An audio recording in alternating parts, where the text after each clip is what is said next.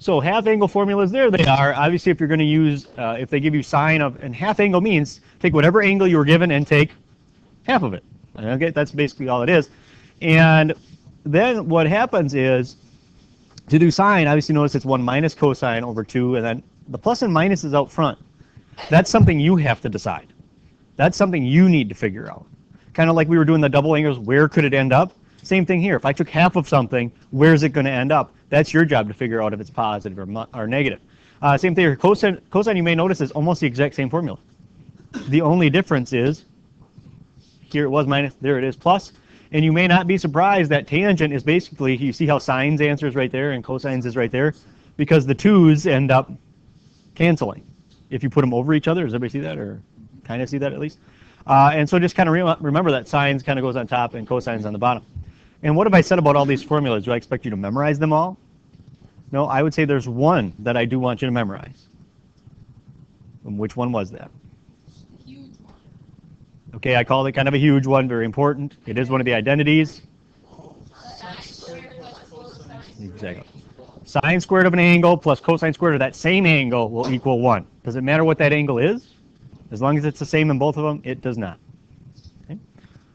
So let's go ahead and try and use one of these. Obviously, half angle is going to be helpful in, like I said, both instances, not just the general information, but they can give me a specific angle. And so here's sine of 15. Is that one of them that's on the unit circle? No. But what we're going to do is we're going to write it as sine of, do you agree, 30 over 2 is the same thing as saying 15. So we're being tricky about it. Now, could we get 15 another way? Yes, we could do 45 minus 30, do the sum and difference. I'm just showing you another possibility. Okay. So in other words, our little formula says, actually, let me see how I wrote these in here. I bet you they're all one. Nope, they're different. And how come I'm going to copy this one over and not the other one? Yeah, it's sine. So we're going to copy that one over.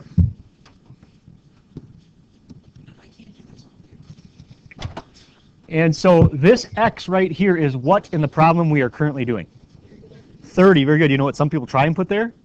They try and put the 15. And is that going to help you if you don't know what 15 is in the first place? Does it help you to put 15 there? No. Okay. And so we're going to go, okay, positive and negative square root. So it's 1 minus cosine. So what am I going to put for that x then? In this problem, I'm going to put 30, not 15. It doesn't help you put 15 there if you don't know what that is. But we do know 30. And then all divided by 2. So now what you're going to need to do is either get out your unit circle or kind of, a lot of times what I do is I'll just kind of draw one in my mind and kind of figure out what cosine of 30 is. Or you can just go like this, 30 degrees. Well, that's horrible, but anyway. 30 degrees right about there, and what's the ordered pair there? And 1/2. And I will mention, we haven't done a quiz in a while, and boy, it sounds like Tuesday would be a great day for something like that. Yeah, that's perfect. So 1 minus.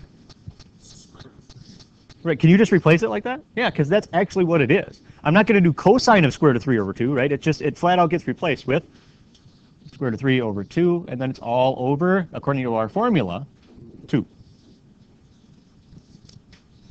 Now, here's the problem with that. Cleaning these up is kind of a pain. I'm going to let you stop a lot shorter than what they actually want you to do. But what I like to do is if I ever have a numerator or denominator that has like 2 pieces to it like this, like a plus or minus in it, I like to combine it if I can. Is there any way I can combine this numerator that I have here? There actually is. We're going to rewrite 1. What's probably the smartest way to rewrite 1 in this problem? Yeah, let's just write it as 2 over 2. Why would you write it as 2 over 2? Common denominator, right? Yeah. So we've got, I'm going to wait for a second, make sure everybody's there, because I want you to see what I write. So I have 2 minus the square root of 3. Does everybody see where that came from? Have we got that? That is over this 2, right? Everybody see that? It's over this 2. And then a lot of people just, I don't know why I wrote that so small. A lot of people stop there and say, ah, it's good, all right. Yeah, isn't there another over 2? Everybody see that? And that's when I would go over 2. The other 2 is right there. Okay, well that helped quite a bit. can I do now? Yeah, this is a big divide by 2, so I can just multiply by 1/2, flip it up. And the only reason I can do this is it's all inside the same radical. So you can do that. And so, in other words,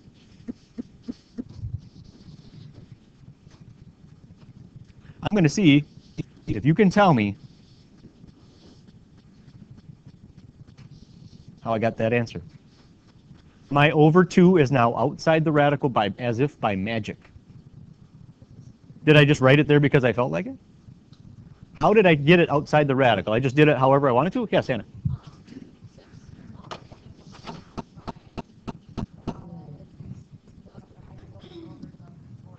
Exactly. It would be kind of like this. You could write it if you wanted to, because this bottom becomes 4, right? Remember, when it's a division and multiplication involved, you can do the radicals separately. And in this case, that's a very good idea, because then that square root of 4 just becomes 2. Now, we have 2 answers. Do you believe that the sine of 15 degrees should have 2 answers? Yeah, I should only have 1 answer. What do you mean I have 2 answers? What am I talking about? I have plus or minus. Yeah, so which of the answers is right for this problem? Why? Yeah, 15 degrees is right here, right? Is sine going to be positive or negative there? Positive. So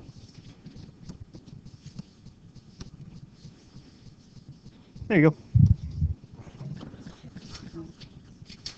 Because we found 15 degrees is actually in the first quadrant, and sine in the first quadrant is only the positive.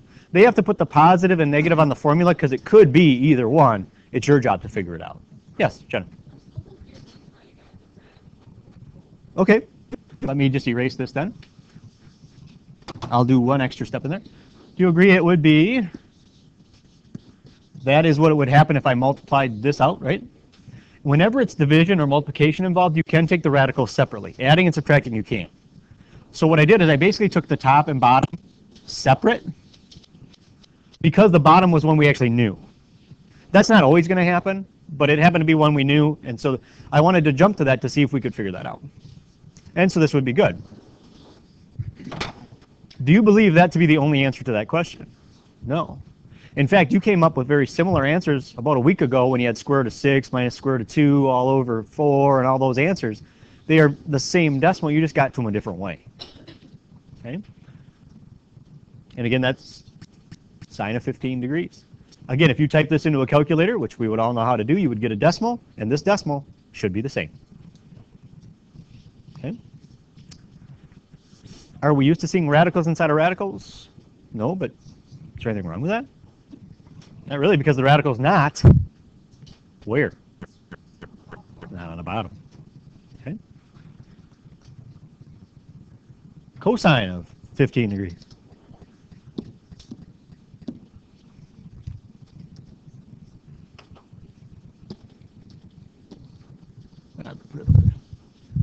So, with that in mind, it would be cosine of 30 divided. Now, why is it always going to be 30?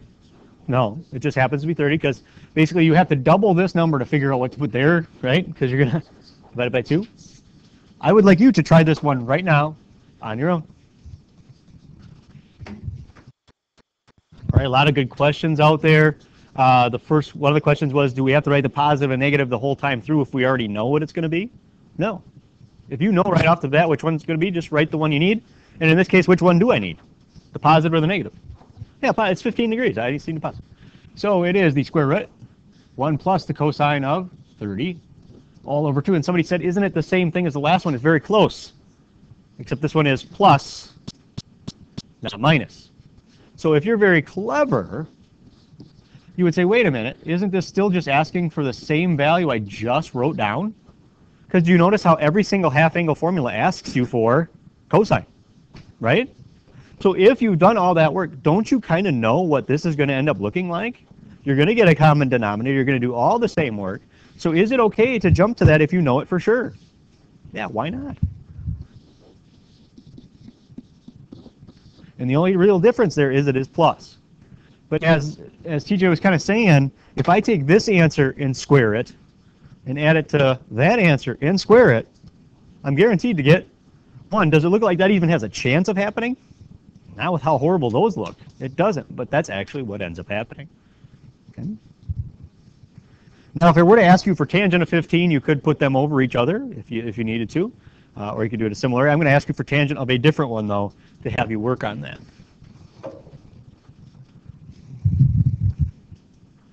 So tangent's formula. Again, you can kind of stop the positive and negative once you know for sure. And which one is this going to be, the positive or the negative? Positive because of what?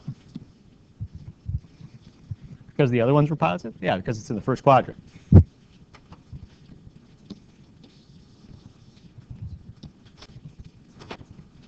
So now, who can tell me what to write there? Yes? 45. Very good, because 45 over 2 is actually going to give me what I want.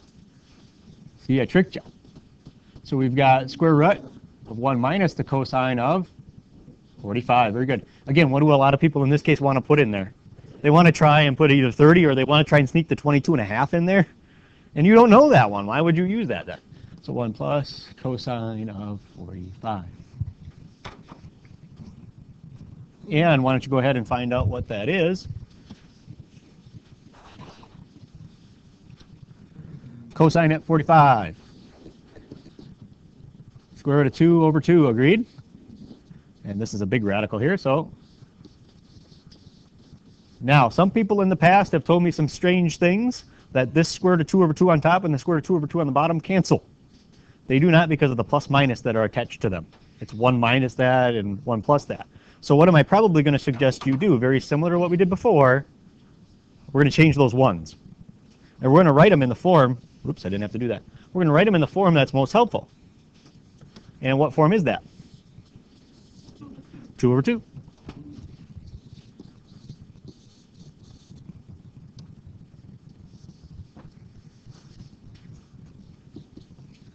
And again, I'm not writing plus or minus because you already told me plus. So here we've got 2 minus square root of 2 over 2. Does everybody agree with that? I'm going to put the big radical on when I'm done. Over 2 plus the square root of 2 all over 2. And a big old...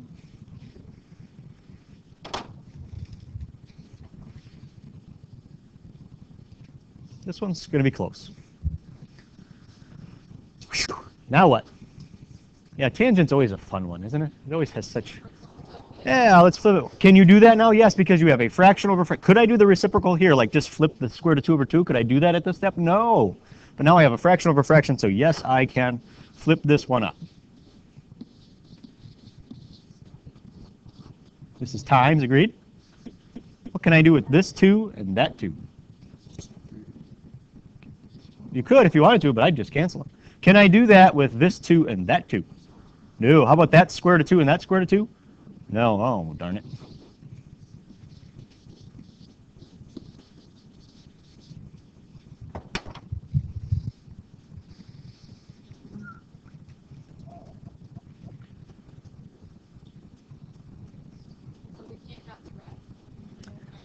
Well, you're right, we can't. But, see, we're almost running out of time. For now, I'll let you leave it like that. And on Tuesday, we'll take care of any of those problems.